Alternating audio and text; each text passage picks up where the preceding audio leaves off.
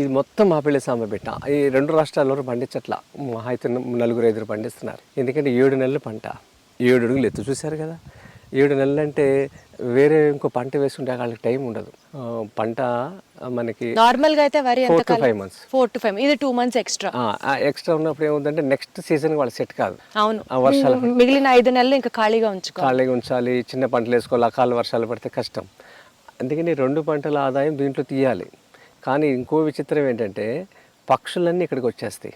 పక్షులు ఎందుకంటే 2 నెలలు వాళ్ళకి ఏం దొరకదు కదా, అన్ని పంటలు అయిపోతాయి ఊరిలో. 2 నెలలు ఇంకా ఇది అన్ని ఊరు పక్షులన్నీ ఇక్కడే ఉంటాయి. తోలినా కదలవాయి.